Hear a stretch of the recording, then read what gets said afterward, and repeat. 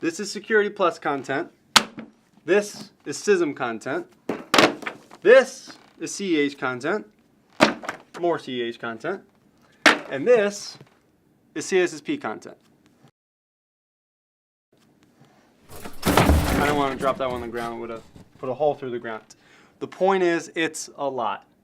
And you can't know everything. So what do you do on test day if you see something and you just don't know it? Well, let's find out on this week's QTNA.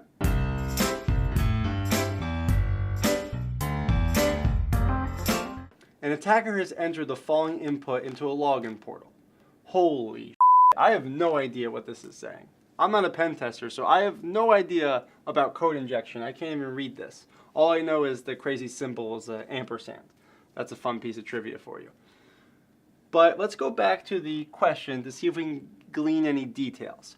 So a key word you should pick up on here is login portal. So I think about login portal, I think about somebody trying to log in. They're trying to type in their username, their password. In fact, we're on the right track because JSSmith2, that's a username, and admin1, that's a password. So we are dealing with something that uses some sort of injection to steal credentials.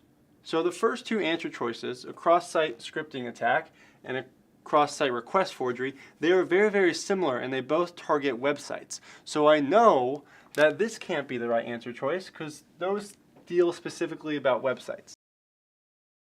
Look at that. I just went from a 25% chance in guessing to now a 50% chance in guessing. Now let's take over the last two, LDAP and brute force. So these both have to do with login. So I know that these are two good answer choices. But a brute force, I know a brute force is all about just what it sounds like, forcing your way to try to find the password. So you're trying a whole bunch of different combinations of the password until you actually find it. Now, if a brute force is going to try a whole bunch of different passwords, we know what the code or the input may actually look like. It's going to look something crazy like this.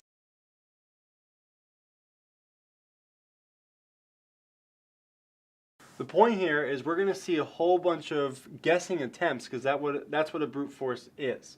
So that leaves us with the LDAP injection. I know that LDAP is a way for basically to manage a directory, and it helps us query directories and get information from that directory. In the security world, we use LDAP directory to manage and store username, passwords, and other credentials. So that's how I went from not knowing anything about code, not knowing a lot about my answer choices, to just knowing enough to find my way to the right answer.